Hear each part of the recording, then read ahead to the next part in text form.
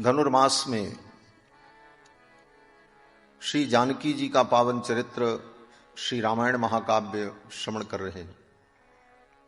ये रामायण श्री सीता जी का महान चरित्र है। कल प्रसंग आया था, कृत्स्नम रामायणम काव्यम सीतायाश्चरितम महत्। ये सीता जी का महान चरित्र है और इस रामायण में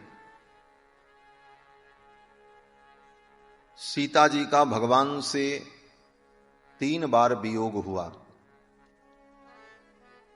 प्रथम विश्लेष जब रावण ने सीता जी का हरण किया, दूसरा विश्लेष जब एक धोबी के कहने पर भगवान ने सीता जी को महर्षि वाल्मीकि के आश्रम में भेज दिया, तो ये दोबारा भगवान से सीता जी का विश्लेष हुआ, वियोग हुआ। और तीसरी बार श्री सीता जी जब धरती में प्रविष्ट हो गईं, तो ये तृतीय विश्लेष हुआ। इन 3 विश्लेषों में भगवती श्री जानकी जी के 3 दिव्य गुणों का प्रकाश होता है। श्री जी आचार्य हैं। श्री जी हमारे संप्रदाय की प्रथम आचार्य हैं। उन्हीं से ये संप्रदाय प्रारंभ हुआ, इसीलिए इसका नाम श्री संप्रदाय। वस्तुतः प्रारंभ तो भगवान से हुआ, भगवान ने ही श्री जी को मंत्र दिया, लेकिन क्या बोल रहे, थोड़ा बीच में बोला कम। श्री सीतारामचंद्र भगवान की जय।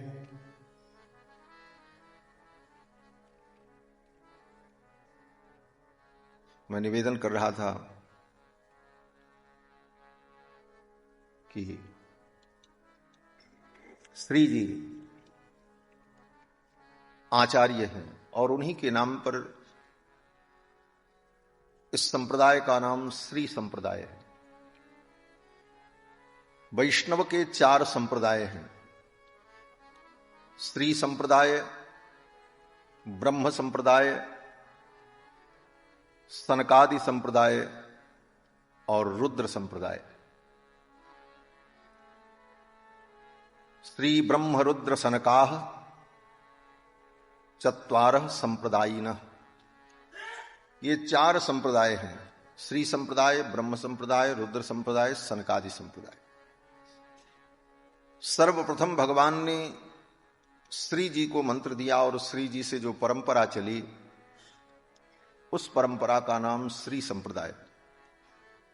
लोक कल्याण के लिए भगवान ने ब्रह्मा जी को मंत्र दिया और ब्रह्मा जी से जो परंपरा चली वो ब्रह्म संप्रदाय। भगवान ने प्राणियों के कल्याण के लिए रुद्र को मंत्र दिया और रुद्र से जो परंपरा चली वो रुद्र संप्रदाय।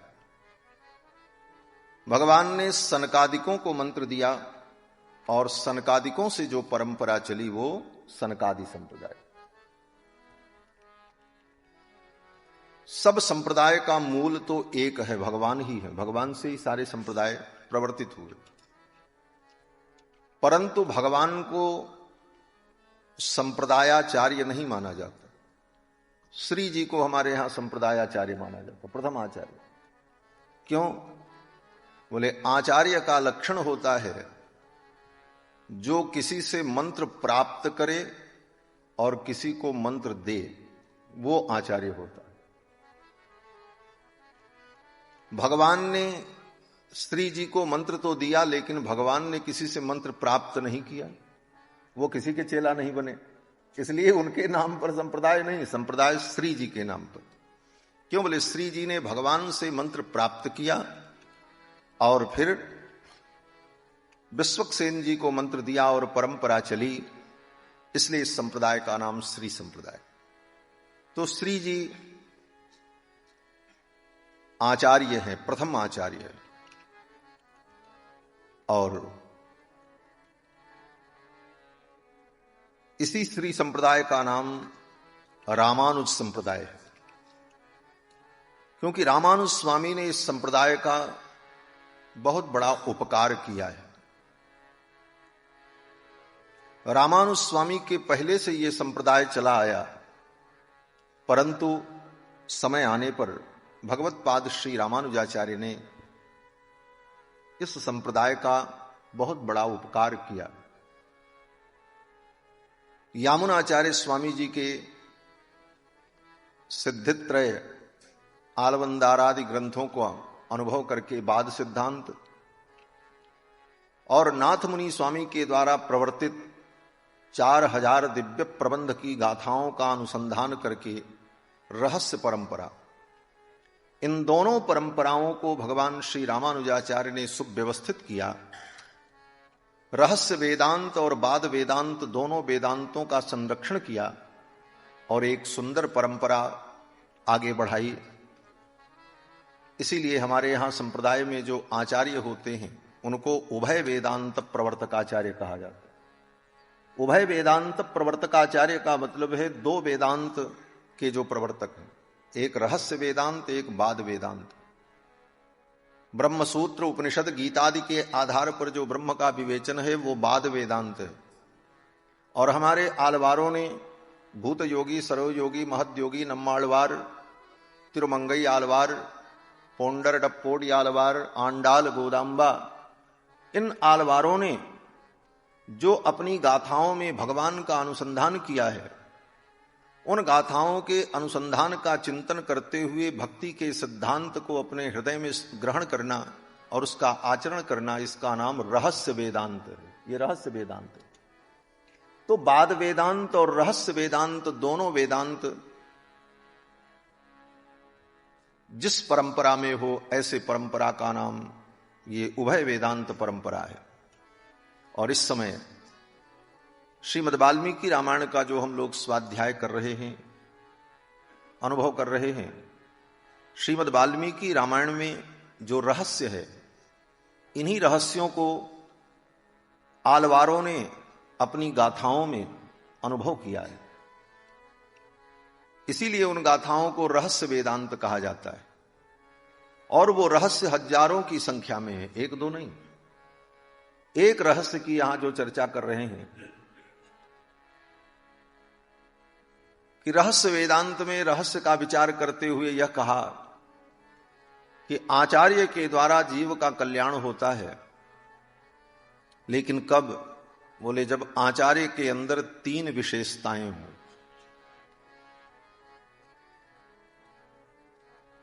कौन सी 3 विशेषता? कहते हैं कृपा, पारतंत्र और अनन्यार्हत्व। कृपा, पारतंत्र और अनन्यार्हत्व, ये 3 विशेषताएं आचार्य में हों तो उन आचार्य के द्वारा जीव का कल्याण होता है। श्री जी, श्री जानकी जी, उनकी लीला में 3 बार भगवान से जो विश्लेष हुआ, उन 3 विश्लेषों में आचार्य के जो 3 गुण हैं, उन 3 गुणों का प्रकाश हुआ। कृपा, पारतंत्र और अनन्यार्हत्व। सीता जी को रावण लंका ले गया। रावण की औकात थी कि वो सीता जी को लंका ले जाता। जिन सीता जी का इतना सामर्थ्य है, उद्भव स्थित संहारकारिणी, जो संसार की उत्पत्ति, संहार और पालन करने में समर्थ हैं, उद्भव स्थित संहारकारिणीम क्लेशहारिणीम सर्वश्रेयस्करीम सीताम, जो समस्त प्रकार के श्रेय को देने वाली हैं, उन सीता जी को रावण हरण करके ले जाए। सीता जी के अंदर इतना सामर्थ्य है कि लंका में जाने के बाद जब रावण ने आकर के कहा कि मेरी बात मान लो, नहीं तो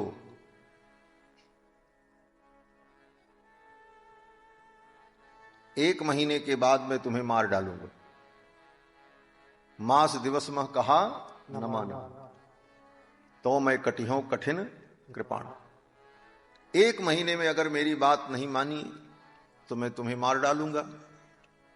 सीता जी ने कहा तुम 1 महीने बाद मुझे मारोगे, मैं चाहूं तो अभी तुम्हें भस्म कर दूं तुम्हारी लंका के सहित।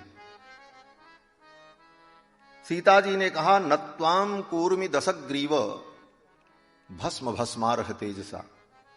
हे दशग्रीव, मैं तुमको भस्म नहीं कर रही हूं, अन्यथा मैं चाहूं तो अभी तुमको अपने तेज से इसी क्षण तुम्हारी लंका के सहित मैं तुमको भस्म कर दूं। ये सामर्थ्य सीता जी का है। सीता जी ने कहा है रामायण में, नत्वाम कूर्मि दशग्रीव भस्म भस्मारह तेजसा, लेकिन मैं तुम्हें भस्म नहीं करूंगी। कारण मेरे प्रभु की आज्ञा नहीं, मैं उनके अधीन हूं।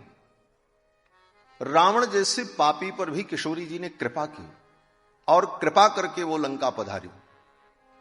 इतना होने के बाद भी रावण को जानकी जी ने भस्म नहीं किया, अपितु उपदेश किया। आचार्य के अंदर ऐसी ही कृपा होनी चाहिए। जीव अपराधी है, परंतु उस जीव को बार बार उपदेश देकर के सद्मार्ग में लाने का प्रयास करना, यही आचार्य की कृपा है। इसके बाद भी श्री जी क्या कहती हैं रावण से, तुम सुधर जाओ, मेरी बात मान लो, प्रभु श्री रघुनंदन की शरण में चले जाओ। रावण ने कहा मैं उनकी शरणागति नहीं करूंगा, मैं किसी का दास नहीं बनूंगा। जानकी जी ने कहा रघुनंदन बड़े उदार हैं, विशाल हृदय हैं, तुम्हारे जैसे वीर को पा करके वो अपना मित्र बनाएंगे, तुमको दास नहीं बनाएंगे, उनसे दोस्ती हो जाएगी तुम्हारी। तेन मैत्री भवतु ते यदि जीवितुम इच्छसि, अगर तुम जिंदा रहना चाहते हो तो तेन मैत्री भवतु ते, उनसे तुम्हारी मैत्री हो जाएगी, तो तुमको मित्र बनाएंगे। इसके बाद भी जब रावण नहीं माना तो सीता जी ने कहा लंकेश, क्या तुम्हारी लंका में कोई संत नहीं रहते? इह संतो न वासंति सतो वा नानुवर्तसे। सीता जी ने कहा इस लंका में कोई संत नहीं रहता, इह संतो न वासंति। फिर सीता जी ने विचार किया नहीं नहीं, संत तो यहां भी हैं। कौन? बोले विभीषण जी जैसे संत हैं। तुम सारिखे संत प्रिय मोहि, भगवान ने कहा। लेकिन विभीषण जैसे संत के रहने पर भी तुम्हारी ये दुर्बुद्धि कैसे हो गई? सत्संग से तो बुद्धि बदलनी चाहिए। और ऐसे महान भगवत भक्त और संत का संग है और फिर भी तुम्हारी बुद्धि ये पाप से युक्त है, क्या कारण है? सीता जी कहती हैं इह संतो न वासंति सतो वा नानुवर्तसे। लगता है तुमने उन संत का संग नहीं किया, उनका अनुकरण नहीं किया, उनकी बातों का ध्यान नहीं दिया, इसीलिए तुम्हारी बुद्धि बुद्धिराचार वर्जिता, आचार वर्जित बुद्धि हो। इतना उपदेश कौन करेगा? जो हरण करके ले गया, रुलाया, दुख दिया, ऐसे रावण को भी सीता जी उपदेश करके सन्मार्ग में लगाना चाहती हैं। ये आचार्य का स्वरूप है। आचार्य कृपा करके जीव को अपने उपदेश से सन्मार्ग में लगाकर भगवान के चरणारविंद में ले जाए। तो कृपा गुण के प्रकाशन के लिए श्री जी का प्रथम विश्लेष भगवान से हुआ। दूसरा रहस्य पारतंत्र। आचार्य कभी स्वतंत्र नहीं होते, आचार्य सदा भगवान के परतंत्र होते। स्वतंत्र तो केवल भगवान है, परम स्वतंत्र न सिर पर कोई। सर्वतंत्र स्वतंत्रो ही, भगवान सर्वतंत्र स्वतंत्र है।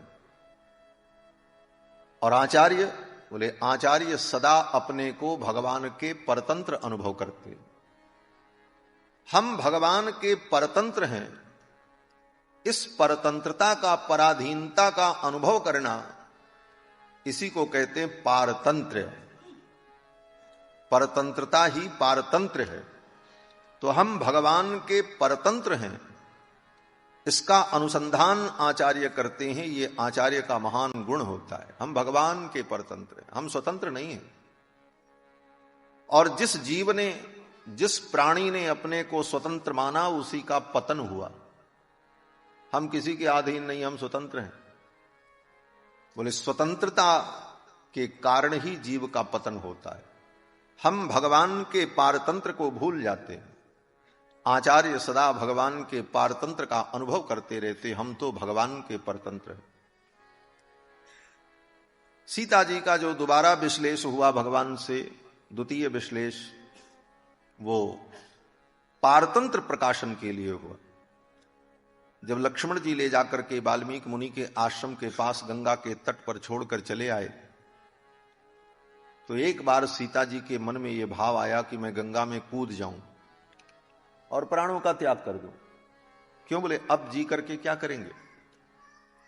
प्रभु ने मेरा त्याग कर दिया, पुनः मुझे स्वीकार करेंगे नहीं, और भगवान के वियोग में, रघुनंदन के वियोग में ये जीवन कैसे जिया जाएगा, इसलिए मर जाना ही अच्छा। गंगा में कूदने का जब उपक्रम किया श्री सीता जी ने, उसी समय उनके मन में ये भाव आया, नाना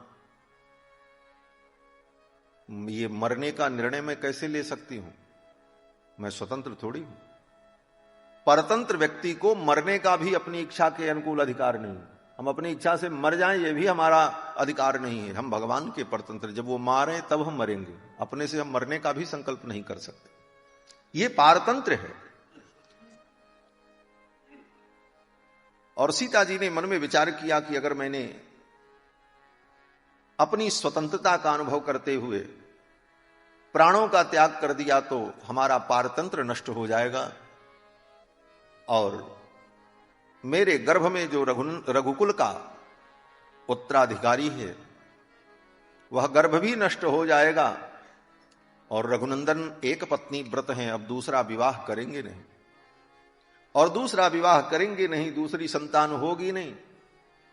ऐसी स्थिति में मेरे प्रभु का वंश विच्छेद हो जाएगा, इसलिए मैं तो सदा उनके अधीन हूं। किसी भी प्रकार से मुझे जीवन धारण करके इस संतान को जन्म देकर उनकी गोद में इन बालकों को मैं अर्पित कर दूं, इसके बाद मेरा कर्तव्य पूर्ण होगा। मुझे मरने का भी अधिकार नहीं है, ये मेरी स्वतंत्रता नहीं है। इस पारतंत्र का चिंतन करते हुए श्री सीता जी ने अपने जीवन को धारण किया, अन्यथा वो गंगा में कूद के मरने को तैयार थे। तो आचार्य में पारतंत्र हो, हम भगवान के परतंत्र। और तीसरा गुण अनन्यार्हत्व, मैं भगवान के लिए ही हूं, मैं भगवान के ही योग्य हूं, और भगवान के लिए ही मेरा जीवन है। यह अनन्यार्हत्व भाव आचार्य के अंदर होना चाहिए। ये तीसरा गुण सीता जी का जब तृतीय वियोग हुआ तब प्रकाशित हुआ। भरी सभा में सीता जी ने यही कहा, मनसा कर्मणा वाचा पतिमेक समर्चिता, मन वचन कर्म से मैंने केवल इन्हीं के चरणों में प्रेम किया हो, मेरी अनन्य भक्ति हो, तो भूदेवी मुझे मार्ग प्रदान करें। और ये संकल्प करते ही धरती फट गई और सीता जी भूमि में प्रवेश कर। ये अनन्यार्हत्व। तो आचार्यों ने इन सब विषयों का इन ग्रंथों में चिंतन किया है। कृपा पारतंत्र अनन्यार्हत्व प्रकाशनार्थम। लोकाचार्य स्वामी जी कहते हैं कृपा पारतंत्र और अनन्यार्हत्व, इन तीन गुणों को प्रकाशित करने के लिए 3 बार श्री सीता जी का भगवान से विश्लेष हुआ। ये रामायण का रहस्य है। ये सीता जी का महान चरित्र है रामायण महाकाव्य, सीतायास चरितम महत्। और वही सीता जी इस कलयुग में श्री विष्णुचित्त तनया बनकर के पृथ्वी से प्रकट हुई, जिनका नाम गोदाम्बा है। इस समय गोदाम्बा जी का उत्सव भी चल रहा है, और सवेरे गोष्ठी विनियोग तो हो ही रहा है, स्वामी जी आनंद हो रहा है। श्री गोदाम्बा जी जैसे सीता जी भूमि से प्रकट हुई, उसी तरह गोदाम्बा जी भी भूमि से प्रकट हुई। ये भी भूमिजा है, और ये रंगनाई की हैं, वो रामनाई की हैं और ये रंगनाई की हैं। और रंग और राम ये दो हैं, बोले दो नहीं है, एक ही है। रंग ही राम है और राम ही रंग है। इसीलिए राम जी को हमारे संप्रदाय में पेरुमाल कहा जाता। पेरुमाल माने भगवान। भगवान कौन है? बोले राम जी, पेरुमाल। और रंगनाथ भगवान को बोले पेरिय पेरुमाल। पेरिय पेरुमाल माने बड़े भगवान। क्यों? बोले रंगनाथ जी की पूजा राम जी ने भी की, इसलिए वो बड़े भगवान और ये भगवान। राम जी को पेरुमाल, रंगनाथ भगवान को पेरिय पेरुमाल। और रंगनाथ भगवान की जो उत्सव मूर्ति है कस्तूरी रंगनाथ भगवान, उनको हमारे यहां आचार्य परंपरा में कहते हैं नम पेरुमाल। नम पेरुमाल माने हमारे भगवान। राम जी भगवान, श्री रंगनाथ भगवान बड़े भगवान और कस्तूरी रंगनाथ भगवान हमारे भगवान। ये वैष्णवों का भाव, पूर्वाचार्यों का। तो भगवान श्री रघुनंदन जो है वही रंगनाथ हैं। इसीलिए भगवान शंकर ने जब राम जी की स्तुति की तो कहा, बार बार बर मांगहूं हरस देव श्री रंग। किससे कह रहे हैं? राम जी से कह रहे हैं, क्योंकि राम जी ही रंग है। बार बार बर मांगहूं हरस देव श्री रंग, पद सरोज अनपायनी भक्ति सदा सत्संग। हे रंग, आप ऐसी कृपा करो, सदा आपके चरणों की भक्ति बनी रहे और सदा सत्संग प्राप्त होता रहे। तो श्री जानकी जी रामनाई की हैं और गोदाम्बा जी रंगनाई की। गोदाम्बा जी का भी प्रादुर्भाव भूमि से हुआ। श्री विष्णु चित्त स्वामी के तुलसी के बगीचे में प्रकट हो गई। बगीचे में सेवा कर रहे थे और उसी बगीचे में, तुलसी के बगीचे में उनको एक कन्या प्राप्त हुई। आज भी हम लोग कीर्तन करते हैं तो यही कहते हैं कि भजमन विष्णु चित्त दुहिता को, भजमन विष्णु चित्त दुहिता को, तुलसी बन से प्रकट भई हैं जैसे जन्म भयो सीता को।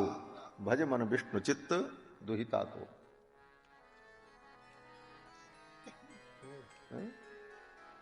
पुस्तक तो दिए। श्री सीता रामचंद्र भगवान की जय। तो श्री गोदाम्बा जी का ये पावन महोत्सव चल रहा है। आज तृतीय गाथा थी। तृतीय गाथा का भक्तों ने अनुसंधान किया। श्री गोदाम्बा जी का जो मूल चरित्र है उसकी भी थोड़ी चर्चा करके आगे चलते हैं, क्योंकि अवसर पर, इस उत्सव के अवसर पर उनकी भी चर्चा होनी चाहिए। श्री गोदाम्बा जी प्रतिदिन भगवान को जगाती हैं और भगवान को जगा करके भगवान को पढ़ाती हैं, उपदेश देती हैं। क्या उपदेश देती हैं? बोले नीला तुंगस्तनगिरि तटी सुप्तम उद्बोध्य कृष्णम। श्री राधा रानी के वक्षस्थल के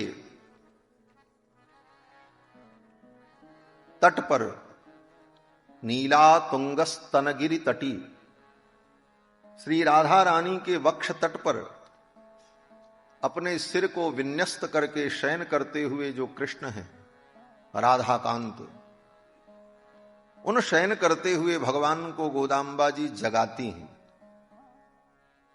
यही पूरी गाथा में बात कही जाती है बार बार।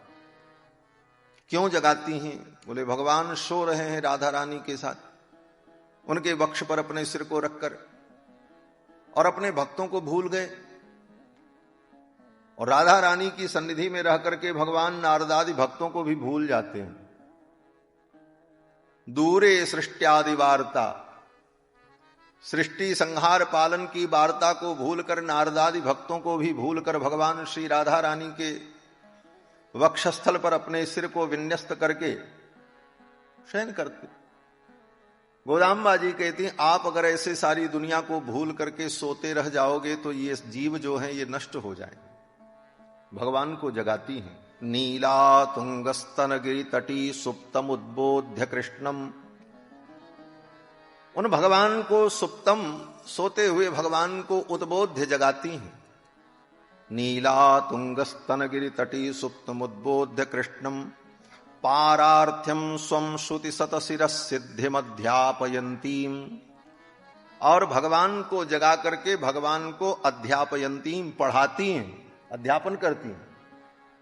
क्या पढ़ाती हैं भगवान को? गोदाम्बा जी कहती हैं आपका जो स्वरूप है आप समझो, आप परमात्मा हो, आप सबके रक्षक हो और ये जीव आपकी संपत्ति हैं। अगर इन जीवों को आप ऐसे भूल जाओगे तो ये जीव विनष्ट हो जाएंगे और ये जीव आपके लिए हैं, आपके शरणागत हैं। आप अपनी कृपा दृष्टि इन पर करो। और इस प्रकार भगवान को जगा करके भगवान को उपदेश देती। यही काम आचार्य करते हैं। आचार्य भगवान को कहते हैं कि हे प्रभो एनम रक्ष जगन्नाथ बहुजन्मा पराधीनम, इन जीवों पर आप कृपा करो, इनकी रक्षा करो। तो श्री गोदाम्बा जी का ये पावन व्रत महोत्सव चल रहा है तिरुप्पावई। और इस व्रत में गोदाम्बा जी की गाथाओं का जो अनुसंधान किया जाता है, उस अनुसंधान में आचार्याभिमान और आचार्य की महिमा का ही चिंतन किया जाता है। सारे पदों में आचार्य की भूमिका क्या है, आचार्य के द्वारा जीव का कल्याण कैसे होता है, इन्हीं सारे विषयों का विविध प्रकार से गोदाम्बा जी की गाथा में अनुसंधान पूर्वाचार्यों ने किया है। ऐसे पवित्र पावन अवसर पर श्रीमद् वाल्मीकि रामायण की पावन चर्चा हम सभी लोग श्रवण कर रहे हैं। कल के प्रसंग में आप सभी लोगों ने श्रवण किया, भगवान अयोध्या में प्रकट हुए चार चार रूपों में। कृत्वात्मानं चतुर्विधम पितरम रोचयामास तदा दशरथम नृपम। चार रूपों में भगवान प्रकट हुए, दशरथ जी को अपना पिता बनाया। अयोध्या में अपूर्व आनंद हुआ। जिस समय भगवान प्रकट हुए चारों तरफ अयोध्या में महान उत्सव हुआ। बड़े बड़े ऋषि मुनि अमलात्मा महात्मा लोग जो अयोध्या के आसपास के जंगलों में तप कर रहे थे, समाधि में थे, उनकी समाधि छूट गई। जब समाधि छूटी तो उन महात्माओं ने एक दूसरे से पूछा, 1000 वर्ष के लिए हमने समाधि लगाई थी और अभी तो 2-4 वर्ष हुए, ये समाधि छूट क्यों गई? हमने तो 1000 वर्ष की समाधि का संकल्प किया था, ये बीच में ही समाधि क्यों टूट गई? तो जो वृद्ध महात्मा थे उन वृद्ध महात्माओं ने कहा, समाधि किसके लिए लगाई जाती है? बोले समाधि भगवान के दर्शन के लिए लगाई जाती है। समाधि में योगी भगवान का अपने हृदय में दर्शन करता है। योग हृदय ध्यान गम्यम, योगी अपने हृदय में भगवान का ध्यान करते हैं। तो समाधि में, योग में अपने हृदय में भगवान का दर्शन किया जाता है, यही समाधि का फल है। और वो समाधि का फल जो परमात्मा है वो अयोध्या में 4-4 रूपों में प्रकट हो गए। तो जब समाधि का फल अयोध्या में 4-4 रूपों में प्रकट है तो अब समाधि लगाने की क्या जरूरत है? अब तो चल करके सीधे उनका दर्शन करो। इसलिए अब समाधि को छोड़ो। समाधि सबकी छूट गई और बड़े बड़े ऋषि मुनि महात्मा अमलात्मा विमलात्मा लोग अयोध्या की ओर चल पड़े। दूर दूर से लोगों ने सुना तो बधाई देने के लिए चल पड़े। अयोध्या की जो बधूटियां थीं, अयोध्या की सीमंतनियां, वे भी श्रृंगार करके मांगलिक द्रव्य को लेकर श्री दशरथ जी के द्वार पर आकर के बधाई देती। गोस्वामी जी महाराज वर्णन करते हैं, वृंद वृंद मिली चली लुगाई, सहज श्रृंगार किए उठे आई। वृंद वृंद मिली चली लुगाई, सहज श्रृंगार किए उठे आई। कनक कलश मंगल भरी थारा, कनक कलश मंगल भरी थारा। दावत पैठई भूप दुआरा, दावत पैठई भूप दुआरा। वृंद वृंद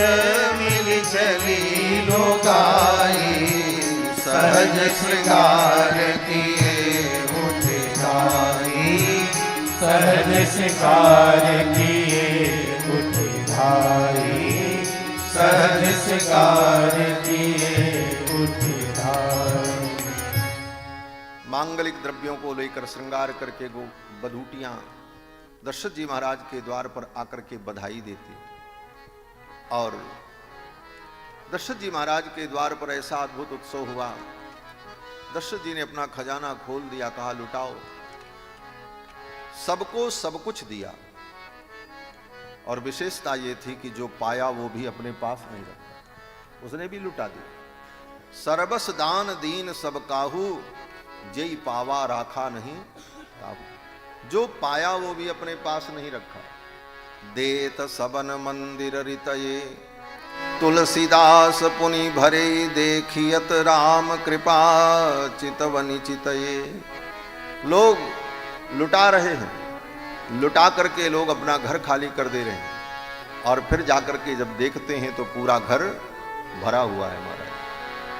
सर्वस दान दीन सब काहू, सर्वस दान दीन सब काहू, जय पावा राखा नहीं काहू, जय पावा राखा नहीं काहू। सर्वस दान दीन सब काहू, सर्वस दान दीन सब काहू, सर्वस दान दीन। सबको सब कुछ दिया, जो पाया वो भी अपने पास नहीं रखा, उसने भी लुटा दिया, ले जाओ। किसी व्यक्ति ने कहा जब सब लुटा ही रहे थे तो इतना माल गया कहां? कुछ लोगों का ध्यान इसी पर रहता, माल गया कहां। बोले इतना माल लुटाया दशरथ जी महाराज ने और लोगों ने, और जो लूटने वाले थे वो भी लुटा ही रहे थे। जय पावा राखा नहीं ताहू। तो ये जो लुटाई गई वस्तुएं थी ये गई कहां? तो हमारे अयोध्या के संत कहते हैं कि राम जी के जन्म महोत्सव के अवसर पर स्वर्ग के देवता लोग अयोध्या में भिखारी बनकर के गलियों में घूम रहे थे कि राम जी की न्यौछावर मिल जाए तो हम ले लें तो धन्य हो जाए।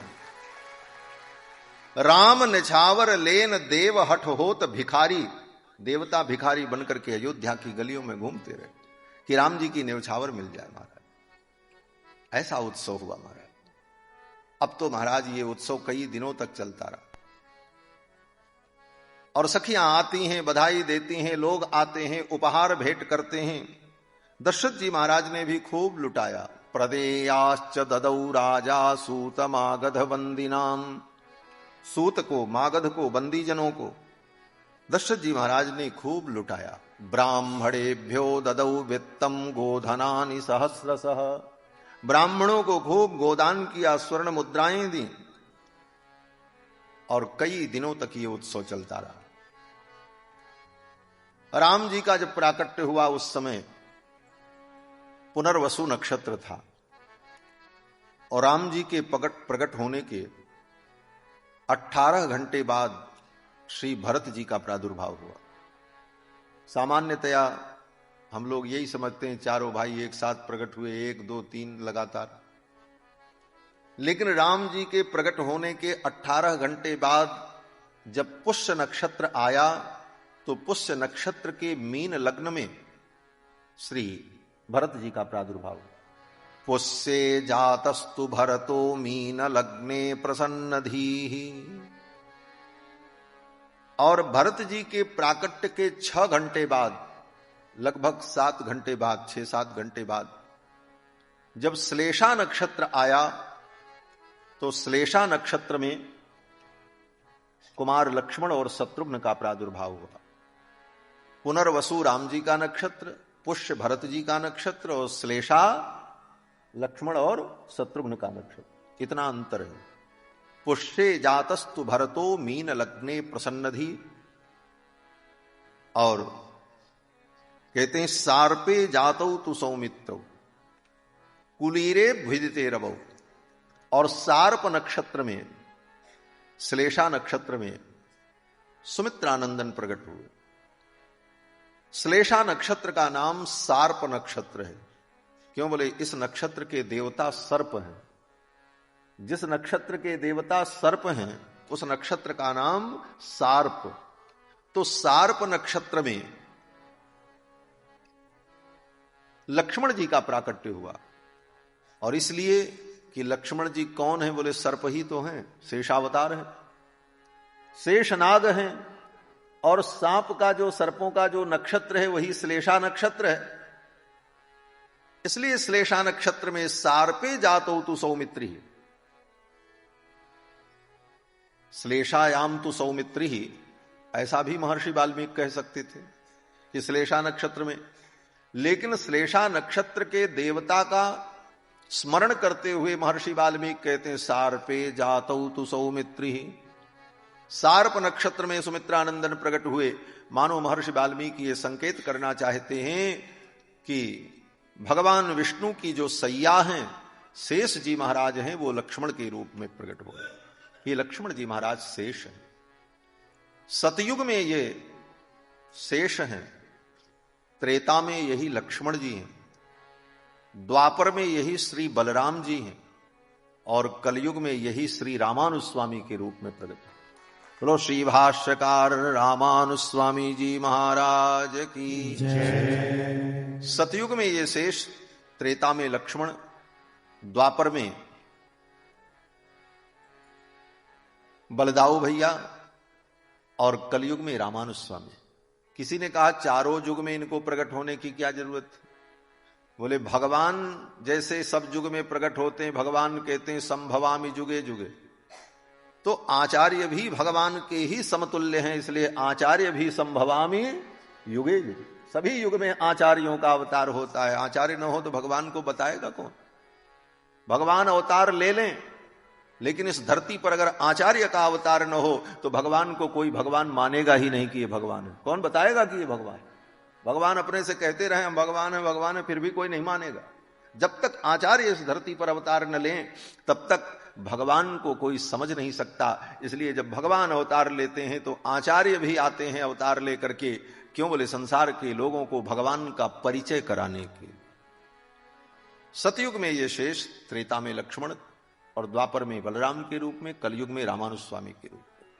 इसीलिए हमारे यहां जब कीर्तन करते हैं तो कहते हैं भजयति राजम भजयति राजम भजयति राजम भजवीरो भजयति राजम भजयति राजम भजयति राजम भववीरो भजयति राजम भजयति राजम भजयति राजम भववीरो भजयति राजम भजयति राजम भजयति राजम भववीरो आदौ जगदाधारः शेषः आदौ जगदाधारः शेषः तदनु सुमित्रानन्दन वेषः तदनु सुमित्रानन्दन वेषः तदुपरिधृत हल मुशल विशेषः तदुपरिधृत हल मुशल विशेषः तदनन्तर मम वद गुरुरेषः तदनन्तर मम गुरुपरिवेषः भजयति राजं भजयति राजं भजयति राजं भववीरो भजयति राजं भजयति राजं भजयति राजं भववीरो भजयति राजं भजयति राजं भजयति राजं भववीरो भजयति राजं भजयति राजं भजयति राजं भववीरो संत्यज सकल मुपाया चरणं संत्यज सकल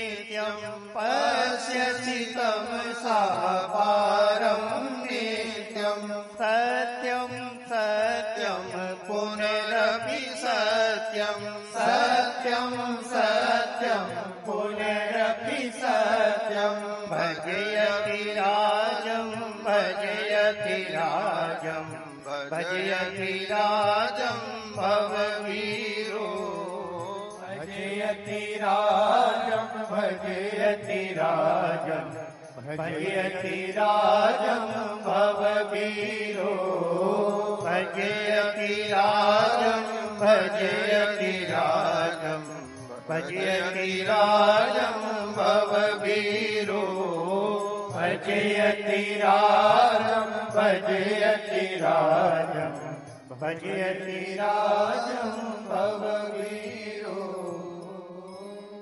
भगवान यतिराज श्री रामानुज लक्ष्मण जी ही इस कलयुग में श्री रामानुजाचार्य के रूप में प्रकट हुए। हमारे आचार्य वर्णन करते हैं कि संत्यज सकल मुपायाचरणम, अपने कल्याण के जो उपाय तुम करना चाहते हो उन्हें छोड़ दो। संत्यज सकल मुपायाचरण, बोले महाराज कल्याण के उपाय छोड़ दें तो हमारा कल्याण कैसे होगा? तो कहते हैं ब्रज रामानुज चरणौ शरणम, आचार्य रामानुज की शरण ग्रहण करो। बस आचार्य रामानुज की शरण में आने पर आचार्य के अनुग्रह से निश्चित कल्याण होगा। संत्यज सकल मुपायाचरणम ब्रज रामानुज चरणौ शरणम भजयति राजम भजयति राजम भजयति राजम भवभूयो। तो श्री लक्ष्मण जी महाराज सार्प नक्षत्र में प्रकट हुए और इस नक्षत्र का नाम श्लेषा है। श्लेषा का मतलब होता है श्लिष्ट। श्लिष्ट माने जुड़ा हुआ, चिपका हुआ, इसीलिए जुड़वा बालक पैदा हुए, लक्ष्मण और शत्रुघ्न। श्लेषा नक्षत्र का यह फल है। आचार्यों ने यही अनुसंधान किया है कि श्लेषा नक्षत्र, श्लेषा का मतलब ही होता है श्लिष्ट। श्लिष्ट माने जुड़ा हुआ, जुड़वा, इसीलिए श्लेषा नक्षत्र में लक्ष्मण और शत्रुघ्न दो कुमार उत्पन्न हुए। दशरथ जी महाराज ने महान उत्सव मनाया। जगुः कलम च गंधर्वा नरथुश्चाप्सरसो गणाः, आकाश में देवताओं ने, गंधर्वों ने गीत गाए, अप्सराओं ने नृत्य किया और अयोध्या में महान उत्सव हुआ और कई दिनों तक ये उत्सव चलता रहा। सूर्य भगवान इस उत्सव को देख करके आकाश में रुक गए। मेरे कुल में भगवान प्रकट हुए हैं, मैं भी इस उत्सव का दर्शन करूं। और भगवान सूर्य जब रुक गए तो दिन रुक गया। 1 महीने के बराबर एक दिन हो गया। मास दिवस कर दिवस भा मरमु न जाना कोई, रथ समेत रवि था क्यों निशा कवन विधि होय।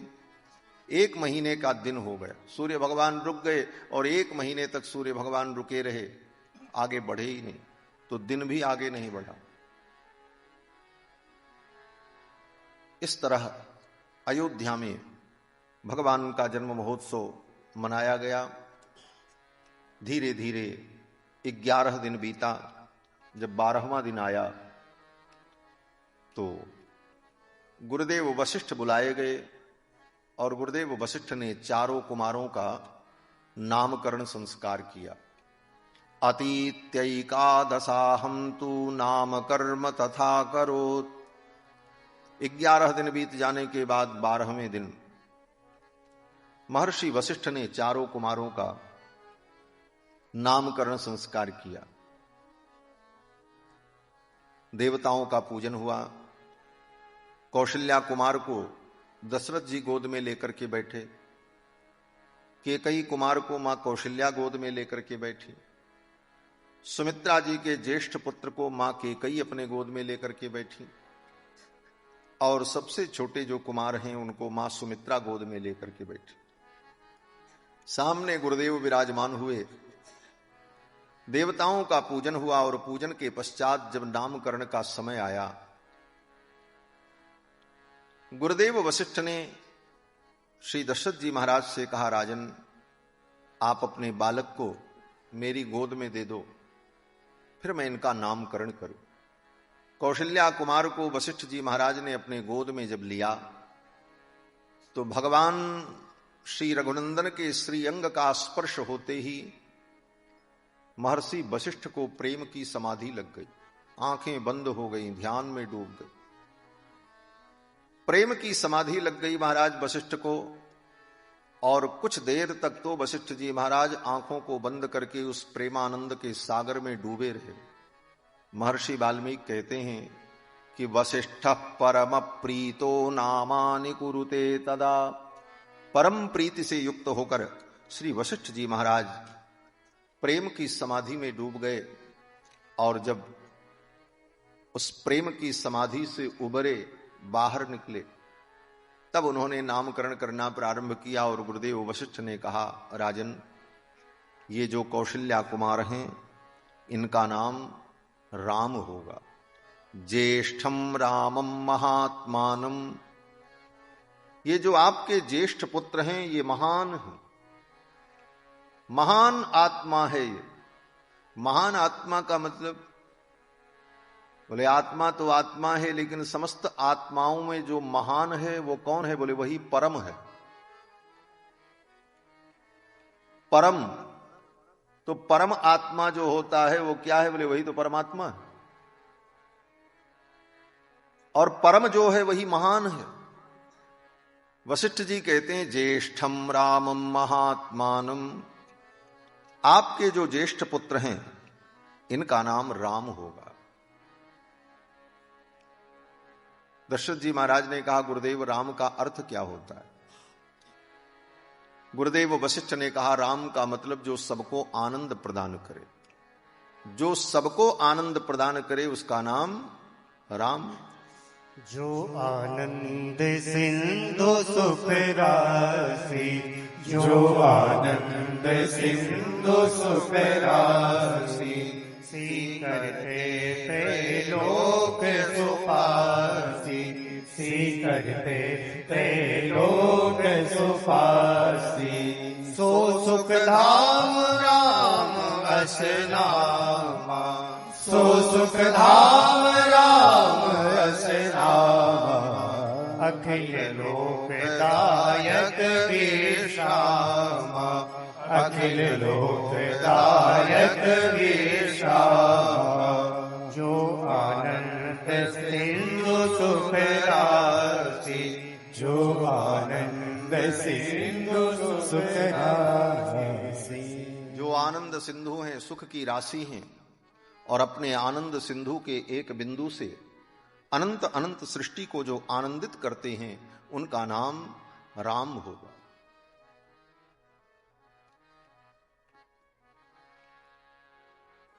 और ये अपने गुणों से सभी को परम आनंद प्रदान करेंगे, सबको रमण कराएंगे, इसलिए इनका नाम राम होगा।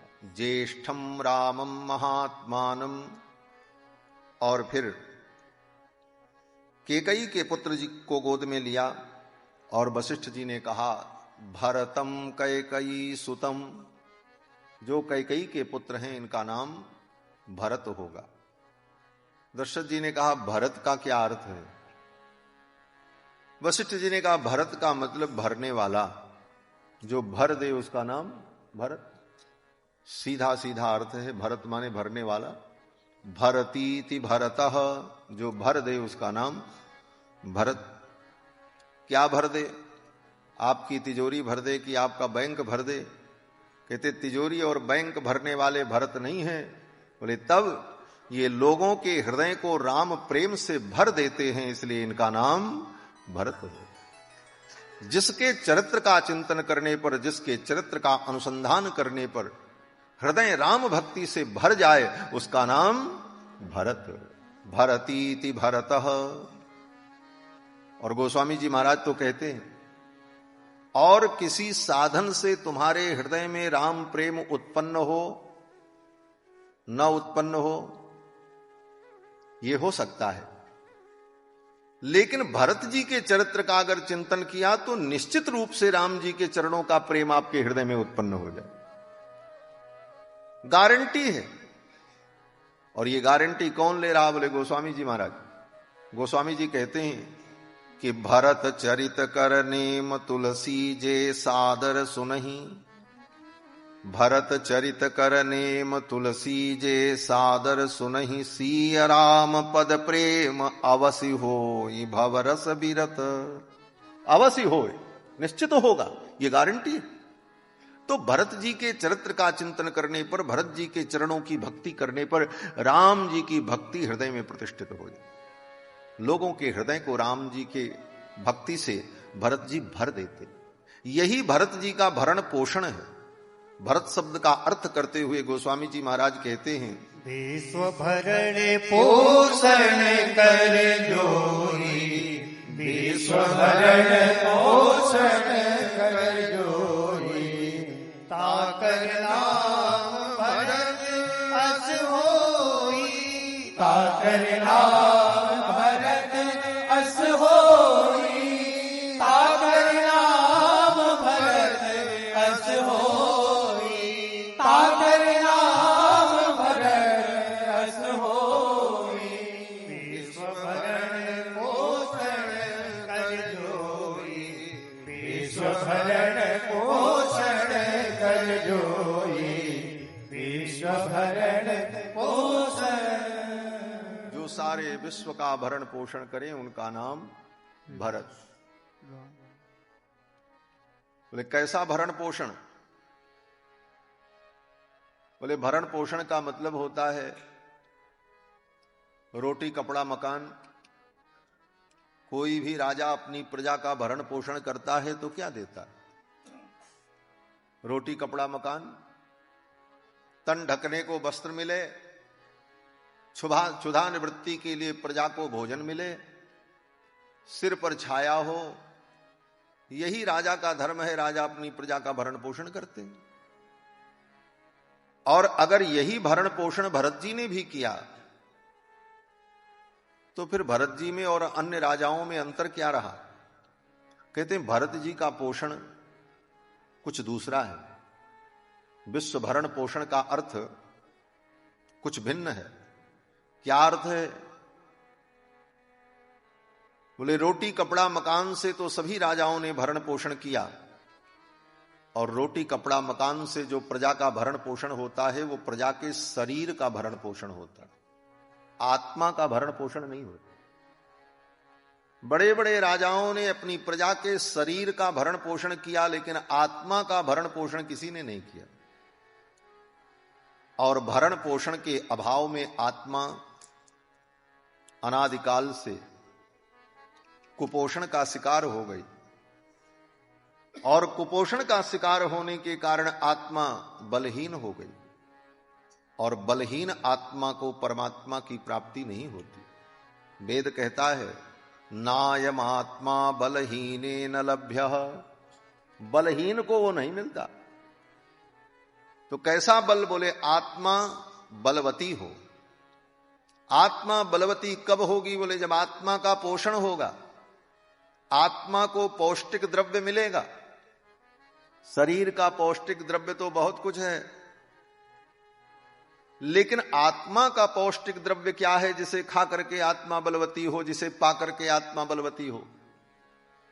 तो आचार्यों ने कहा कि आत्मा का बल ज्ञान है, आत्मा का बल भक्ति है, आत्मा का बल उपासना है।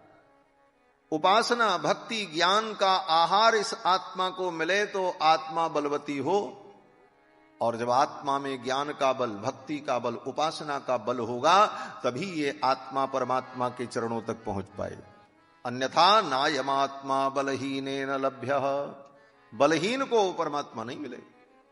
तो शरीर का पोषण तो सभी राजाओं ने किया, लेकिन आत्मा को ज्ञान मिले, उपासना मिले, भक्ति मिले, ये पोषण आत्मा का किसी ने नहीं किया। ऐसा पोषण अगर किसी ने किया तो श्री भरत जी ने किया। 14 वर्षों तक अयोध्या में रहकर प्रजा का पालन करते हुए एक एक राम भक्तों को भक्ति के भाव से, उपासना के भाव से, साधना के भाव से भरा है श्री भरत जी महाराज ने। और उनको राम रस पिलाकर, राम प्रेम का रस पिलाकर के 14 वर्षों तक जीवित रखा। राम के वियोग में केवल दशरथ जी ही प्राण का त्याग करते हैं। तो कहते हैं कि दशरथ जी का प्रेम सत्य प्रेम था। बंदहूं अवध भुवाल सत्य प्रेम जहि राम पद, बिछुरत दीन दयाल प्रियतन तृण इव परिहर्यो। तृण के समान अपने शरीर को त्याग दिया दशरथ जी ने, क्योंकि राम के वियोग में जी न सके। तो केवल राम जी का ही दशरथ जी का ही सच्चा प्रेम था राम जी के चरणों में, बाकी अयोध्या में किसी का राम जी के प्रति सच्चा प्रेम नहीं था। क्या कहेंगे अगर इस बात को इसी रूप में स्वीकार कर लें कि सत्य प्रेम जहि राम पद, बिछुरत दीन दयाल प्रिय तन तृण इव परिहर्यो। और अगर लोगों में सच्चा प्रेम नहीं था तभी तो जिंदा थे, नहीं सच्चा प्रेम होता तो जैसे दशरथ जी मर गए ऐसे सब मर जाते अयोध्या वाले राम जी के वियोग में, मरे कोई नहीं। तो क्या उन अयोध्या वासियों में राम जी के प्रति प्रेम नहीं था? बोले बहुत प्रेम था, प्राण से ज्यादा प्रेम था महाराज अयोध्या वासियों का राम जी से। प्राणहु ते प्रिय लागहि सब कह राम कृपाल। प्राण से भी ज्यादा राम जी सबको प्रिय। बोले जब प्राण से भी ज्यादा प्रिय थे तो लोगों का प्राण निकला क्यों नहीं? जैसे दशरथ जी का प्राण निकला वैसे निकल जाना चाहिए। कहते हां दशरथ जी का प्राण इसलिए निकल गया कि राम जी के वियोग को सह न सके। भगवान के वियोग को सहने की शक्ति तब प्राप्त होती है जब भगवान के किसी भक्त के द्वारा उसके हृदय में प्रेम और भाव का पोषण हो। उस समय भरत जी अयोध्या में नहीं थे, तब दशरथ जी का प्राण चला गया। अगर भरत जी रहते तो दशरथ जी का भी प्राण न जाता। राम जी की चर्चा सुनाकर राम प्रेम से उनके हृदय को भर करके उनको भी जीवित रखता। लेकिन जब भरत जी आए तो देखा प्रभु श्री राम के वियोग में पिताजी ने अपने प्राणों का त्याग कर दिया और संपूर्ण अयोध्यावासी राम जी को प्राण से ज्यादा प्यार करते हैं। प्राणहु ते प्रिय लागहि सब कह राम कृपाल। और अगर ये राम जी के वियोग में अयोध्यावासी सब मर गए, अपना प्राण त्याग दिया, तो 14 वर्ष बाद रघुनंदन जब लौट करके आएंगे तो मैं उनको क्या जवाब दूंगा? ये उजड़ी हुई अयोध्या में उनको कैसे सौंप पाऊंगा? इसलिए भरत जी महाराज ने 14 वर्ष लोगों को राम प्रेम से भर करके, राम प्रेम से परिपूरित करके उनके जीवन की रक्षा की, उनके प्राणों की रक्षा की। यही भरत जी का पोषण है। विश्व भरण पोषण कर जोई, ताकर नाम भरत अस। कैसे पोषण करते थे? बोले भरत जी महाराज और शत्रुघ्न दोनों भाई एक एक व्यक्ति के पास जा जा करके समझाते थे। राम जी के वन में चले जाने के बाद जितने व्यापारी थे सब ने अपना व्यापार बंद कर दिया। न कोई दुकान खोले, न बाजार लगे, न हाट लगे, सब बंद। सेवक अपनी सेवा में नहीं जाते, यहां तक कि गायें चारा नहीं खाती, बछड़ों को दूध नहीं पिलाती, लात मार करके भगा देती। घोड़े जो है चारा नहीं खाते, गजशाला में गज भूखे खड़े हैं, उनके सामने चारा रखा है, खाने को तैयार नहीं। राम जी के वियोग में पशु पक्षी और अयोध्या के सभी प्राणी अन्न जल को त्याग कर मरने का अनशन करके बैठे हुए थे। और श्री भरत जी महाराज जब आए तो भरत जी ने और श्री शत्रुघ्न जी ने, इन दोनों भाइयों ने घूम घूम कर एक एक व्यक्ति के पास जा जा करके उनको समझा समझा करके उनको जीने की शक्ति प्रदान की। दुकानदारों के पास जाकर के कहते अपनी दुकान खोलो, व्यापार चलाओ, पूंजी बनाओ और ऐसी दुकान बनाओ कि 14 वर्ष बाद जब राम जी लौट करके आए तो अयोध्या की बाजार को देखकर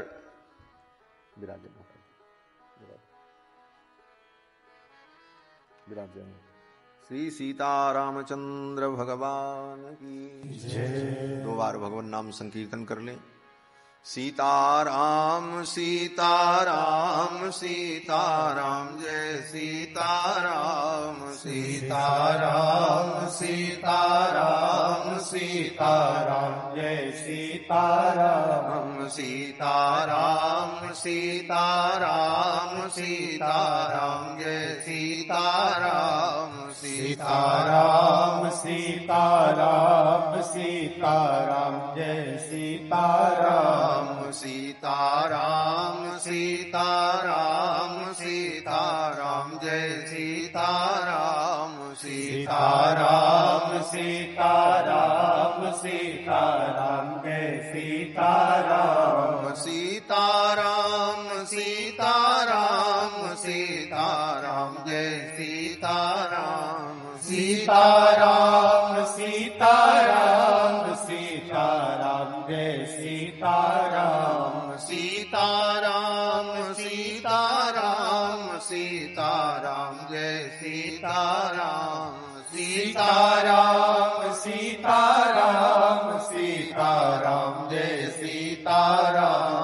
सीताराम सीताराम सीताराम जय सीताराम सीताराम सीताराम सीताराम जय सीताराम सीताराम सीताराम सीताराम जय सीताराम सीताराम सीताराम सीताराम जय सीताराम सीताराम सीताराम सीताराम जय सीताराम सीताराम सीताराम सीताराम जय सीताराम सीताराम जय सीताराम सीताराम जय सीताराम।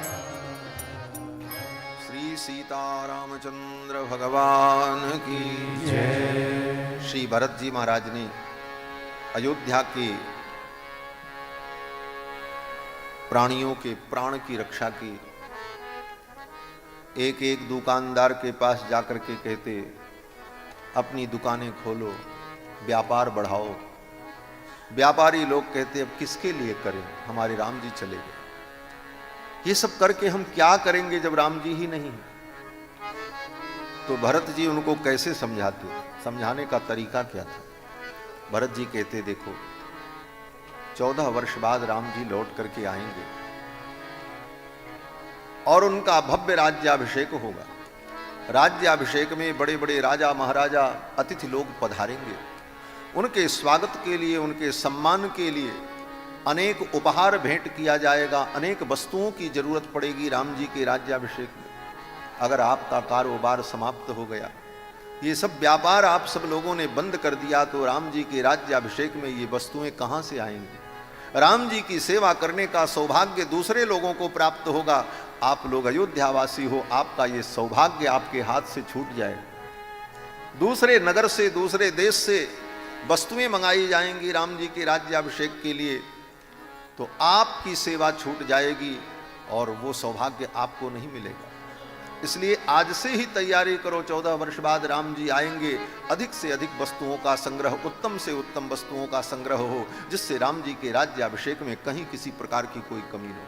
व्यापारियों का उत्साह बढ़ गया और लोगों ने अपनी अपनी दुकानें खोली और इस आशा में सब प्रसन्नता से कार्य करने लगे। अरे 14 वर्ष बाद राम जी आएंगे, अभी से तैयारी करें। ये उत्साह भर दिया सबके हृदय में भरत जी। घोड़ों के पास जाकर के अश्वशाला में भरत जी कहते, चारा खाओ, चारा नहीं खाओगे तुम्हारा शरीर अस्वस्थ हो जाएगा, शरीर में शक्ति नहीं रहेगी। और शक्तिहीन अश्व की सवारी राम जी नहीं करते। तुम्हें शक्तिहीन देखेंगे तो राम जी रथ पर बैठेंगे ही नहीं। और राम जी को अयोध्या में ले आने का जो सौभाग्य है, वो सौभाग्य तुम्हारा समाप्त हो जाएगा, वो सेवा का अवसर तुम्हारा चला जाएगा। इसलिए खा पी करके ऐसे पुष्ट हृष्ट पुष्ट बने रहो कि जब राम जी आए तो उन्हें रथ पर बैठा करके ले आओ, जिससे ये सेवा का अवसर तुमको प्राप्त हो। उसी दिन से सारे घोड़े उछलने कूदने लगे, हम राम जी की सेवा करेंगे, राम जी को लेकर के आएंगे। इस प्रसन्नता में उनका खाना पीना सब प्रारंभ हो गया। गायों को जाकर के कहते चारा खाओ, चारा नहीं खाओगे दूध नहीं होगा, दूध नहीं होगा तो राम जी आएंगे, उनका राज्याभिषेक कैसे होगा। राम जी के राज्याभिषेक के लिए अन्य देशों की गायों के दूध मंगाए जाएंगे और अयोध्या की तुम गायें, तुमको ये सौभाग्य नहीं मिलेगा। इसलिए इस सौभाग्य से वंचित मत हो, आज से ही स्वस्थ शरीर को रखो, जिससे राम जी आए तो प्रचुर मात्रा में दूध का उत्पादन हो और राम जी का राज्याभिषेक हो, हजारों घड़ों दुग्ध से राम जी का राज्याभिषेक हो और आए हुए अतिथियों का खूब स्वागत हो। इस प्रकार कह कह करके उन पशु पक्षियों को, अयोध्या वासियों को श्री भरत जी ने जीवन दान दिया। यही भरत जी का भरण पोषण है। विश्व भरण पोषण कर जोई, ताकर नाम भरत अस होई। फिर सुमित्रा के पुत्र को गोद में लिया और वशिष्ठ जी ने कहा कि सौमित्रिम लक्ष्मणमिति, ये सुमित्रा के जो पुत्र हैं इनका नाम लक्ष्मण होगा। श्री दशरथ जी महाराज ने कहा लक्ष्मण का अर्थ क्या है? गुरुदेव वशिष्ठ ने कहा जिसके लक्षण बड़े सुंदर हों उसको लक्ष्मण कहते हैं। लक्षण धाम राम प्रिय, क्या लक्षण है? बोले इस बालक का लक्षण इतना सुंदर है कि ये लक्षण बता रहे हैं कि ये बड़ा होकर के अपने ज्येष्ठ भ्राता रघुनंदन का परम प्रिय होगा। लक्षण धाम राम प्रिय, सकल जगत आधार, और ये सकल जगत के आधार हैं, संपूर्ण सृष्टि को अपने फण पर धारण करते हैं, ये शेष है। गुरु वशिष्ठ ते ही राखा लक्ष्मण नाम उदार, गुरुदेव वशिष्ठ ने नाम रखा इनका नाम लक्ष्मण। जिसके लक्षण बड़े सुंदर हों, लक्ष्मणो लक्ष्मी संपन्न बहि प्राण इवापर, जो सुंदर लक्षणों से संपन्न है उनका नाम लक्ष्मण। ये अर्थ तो है ही, लेकिन एक सीधा सीधा अर्थ जो संतों को, महात्माओं को समझ में आ जाता है और हृदय में उतर जाता है, वो अर्थ ये है लक्ष्मण। जिसने अपने मन को अपने लक्ष्य में लगा दिया उसका नाम लक्ष्मण। लक्ष्य क्या है? बोले जीव मात्र का लक्ष्य परमात्मा है, और अपने लक्ष्य में हम अपने मन को लगा दें, यही साधना है, यही उपासना है। और पहले जब हम लक्ष्य को ही न जान पाए और लक्ष्य में मन न लगा सके तो फिर हमारी साधना उपासना सब बेकार है। लक्ष्मण जी ने अपने मन को अपने लक्ष्य में लगा दिया, और लक्ष्य कौन है? बोले लक्ष्य राम जी है। जीव का एकमात्र लक्ष्य परमात्मा है। उपनिषद में कहा गया कि जैसे लक्ष्य का भेदन करना हो तो धनुष बाण लेकर अपने लक्ष्य पर अपने मन को लगा करके आप बाण छोड़ो तो बाण जाकर के लक्ष्य पर ही लगेगा। तो उपनिषद कहती है कि प्रणवो धनुस्सरो ह्यात्मा ब्रह्मतल्लक्ष्यमुच्यते। भगवान के मंत्र को धनुष बनाओ, ये वेद कह रहे हैं। प्रणवो धनु, प्रणव माने ओंकार, ओंकार स्वयं में मंत्र है, और ओंकार की ही व्याख्या भूर्भुवः स्वः है। भूर्भुवः स्वः की व्याख्या ही भूभुवः स्वः महाजनः तपः सत्य है। फिर उसी की व्याख्या तत्सवितुर्वरेण्यम से लेकर प्रचोदयात तक है। फिर तत्सवितुर्वरेण्यम से लेकर प्रचोदयात तक जो व्याख्या है उसकी व्याख्या 4 वेद है, और उन 4 वेदों का जो सार है, 4 वेदों का रहस्य है, वही श्रीमद् वाल्मीकि रामायण है। साहब मूल कहां से आया? बोले प्रणव से। ओंकारश्चाथ शब्दश्च द्वाविमौ ब्रह्मणा पुरा। कंठम भित्वा विनिर्यातो तस्मान मांगलिकावुभौ। स्मृतिकार कहते हैं कि दो शब्द ओम और अथ, ये दो शब्द सृष्टि के प्रारंभ में ब्रह्मा के कंठ का भेदन करके निकले। ओंकारात् शब्दश्च, ये दोनों शब्द ओंकार और अथ कंठम भित्वा विनिर्यातो, ब्रह्मा के कंठ का भेदन करके ये दोनों वर्ण निकले, दोनों शब्द निकले, ओम और अथ। और ये दोनों मंगलवाचक भी हैं। तस्मान मांगलिकावुभौ, इसीलिए वेदांत सूत्र में सबसे पहले जो अथ शब्द का प्रयोग किया गया है उसी को मंगलाचरण माना जाता है। अथातो ब्रह्म जिज्ञासा, अथ अतः ब्रह्म जिज्ञासा। तो अथ जो है वो मांगलिक है, मंगल का सूचक है। और ओमकार ये सभी मंत्रों का मूल है। ओम से ही, प्रणव से ही सारे मंत्र प्रकट हुए। तो जितने मंत्र हैं उन सब का संकेत प्रणव के द्वारा होता है, ओम के द्वारा होता है। यहां तक कि भगवान का नाम भी प्रणव से ही उत्पन्न है।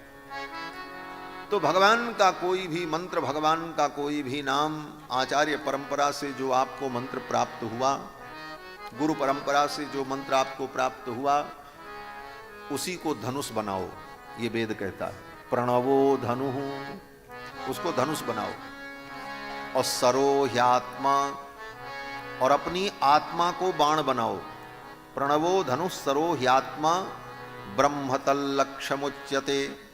और ब्रह्म जो परमात्मा लक्ष्य है उस लक्ष्य का भेदन करो। अप्रमत्तेन वेधव्य, प्रमाद से रहित होकर उस लक्ष्य का भेदन करो, यही साधना है।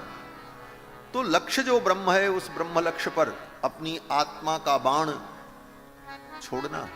ये आत्मा भगवान के मंत्र रूपी धनुष पर बैठकर अपने लक्ष्य तक पहुंच जाए, यही साधना है, यही उपासना है। और वो लक्ष्य तक तब पहुंचेगा जब उस लक्ष्य में अपने मन को लगाए। उस लक्ष्य में, ब्रह्म रूपी लक्ष्य में मन लग जाए, तभी उस ब्रह्म लक्ष्य को हम पा पाएंगे।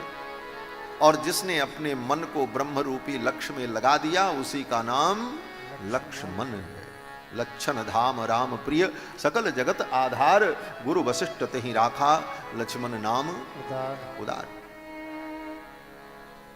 इसके बाद सुमित्रा जी के सबसे छोटे पुत्र को गोद में लिया और कहा कि शत्रुघ्नम अपरम तथा, जो सुमित्रा जी के अपर पुत्र हैं, छोटे पुत्र हैं, शत्रुघ्नम अपरम तथा, उनका नाम शत्रुघ्न होगा। दशरथ जी ने कहा गुरुदेव शत्रुघ्न का अर्थ क्या है? तो गुरुदेव ने कहा जो नित्य शत्रुओं का विनाश करते हैं उनका नाम शत्रुघ्न है।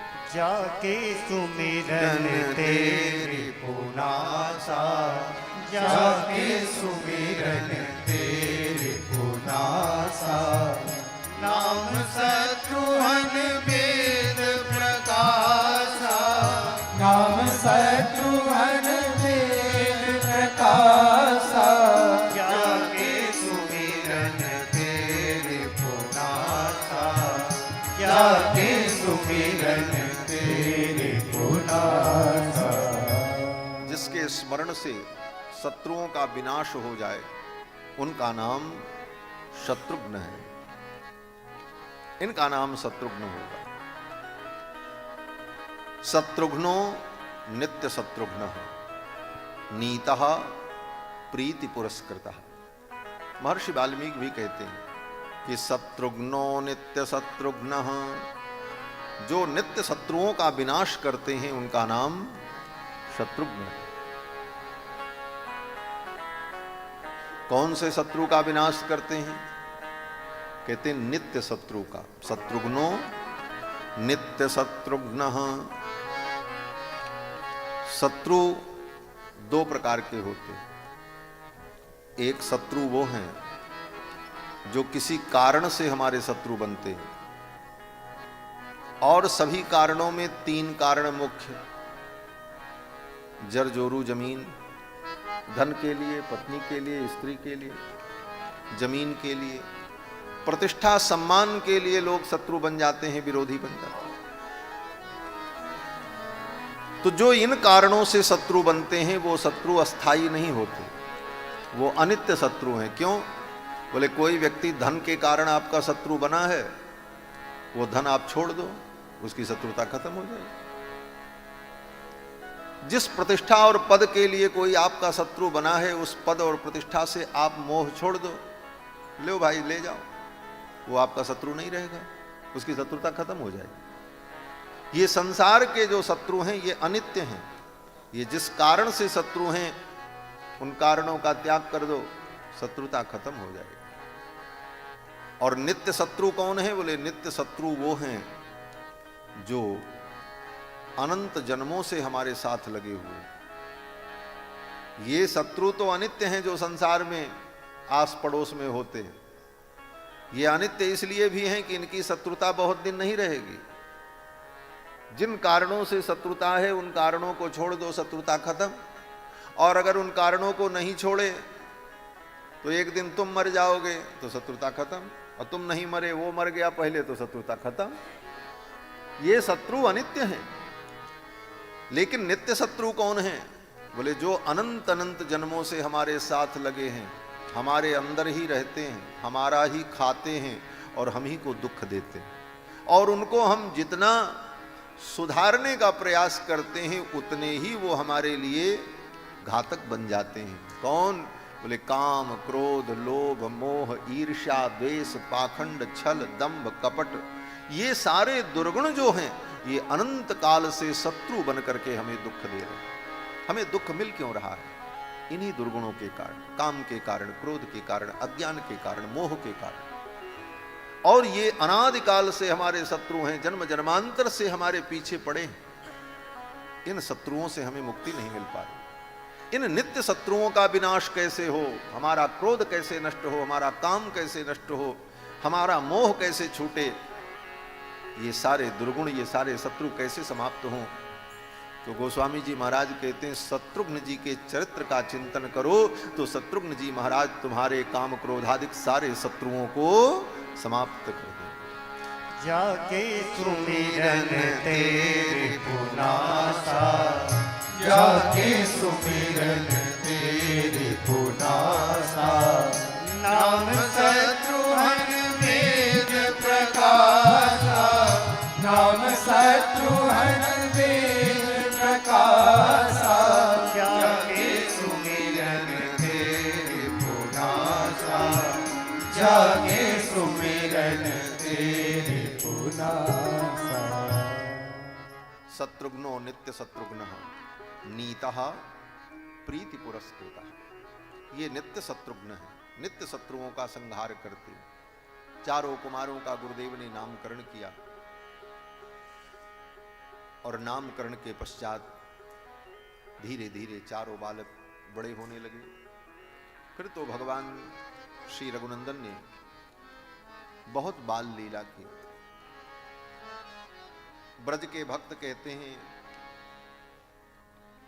हमारे कन्हैया ने बहुत बाल लीला की। आधी भागवत तो भगवान की बाल लीला ही में हो जाती है। इतनी बाल लीला कृष्णचंद्र ने की। और राम जी की बाल लीला, राम जी ने बहुत कम बाल लीला की। लेकिन गोस्वामी जी महाराज कहते हैं राम जी ने भी खूब बाल लीला की। बाल चरित हरि बहुविधि कीना, बाल चरित हरि बहुविधि कीना, अति आनंद दासन कह दीना, अति आनंद दासन कह दीना, बाल चरित हरि बहुविधि कीना, बाल चरित हरि बहुविधि कीना। भगवान ने अनेक बाल चरित्र किया। भगवान के बाल चरित्र को देखने के लिए कैलाशवासी भगवान शंकर भी अयोध्या में समय समय पर आते और भगवान की बाल लीला का दर्शन करते। भगवान शंकर पार्वती जी से कहते हैं, देवी भगवान की बाल लीला देखने के लिए, जन्म लीला देखने के लिए मैं भी अयोध्या में आया। और हूं एक कहूं निज चोरी, सुन गिरजा अति दृढ़मति तोरी। काग भुसुंड संग हम दोऊ, मनुज रूप जाने नहीं कोऊ। परमानंद प्रेम रस फूले, बीथिन फिरहि मगन मन को। अयोध्या की वीथियों में, गलियों में भगवान शंकर डोलते हैं। कभी जोगी बन करके आ जाएं, कभी मदारी बन करके आ जाएं, कभी ज्योतिषी बन करके आ जाएं, कभी किसी रूप में आ जाएं, और विविध रूपों में आकर के भगवान की बाल लीला का दर्शन करते। कारण जिस समय रघुनाथ जी अयोध्या में बाल लीला करते हैं, उस समय जो सुख, जो आनंद अयोध्या में बरसता, उसका वर्णन नहीं किया जा सकता। भगवान शंकर कहते हैं, देवी उस सुख का वर्णन नहीं किया जा सकता। वही सुख संपत्ति समय समाजा, वह सुख संपत्ति समय समाजा। कहीं न सकई सारद हरि राजा, कहीं न सकई सारद हरि राजा, कहीं न सकई सारद हरि राजा। उस समय के सुख संपत्ति का वर्णन, उस आनंद का वर्णन कोई नहीं कर सकता। क्या आनंद है? बोले ऐसे रामलला सरकार बाल रूप प्रभु में अपने मन को, चित्त को लगा करके उस आनंद का अनुभव करना, यही सुख है उस समय का। भगवान शंकर कहते हैं, देवी ऐसे बाल रूप रघुनंदन में जिसका मन नहीं लगा, वो समझो अभागा है। जिनकर मन इन सन नहीं राता, जिनकर मन इन सन नहीं राता। ते जन वंचित किए विधाता, ते जन वंचित किए विधाता, ते जन वंचित किए विधाता। श्री रघुनाथ जी में जिनका मन नहीं लगा, ऐसे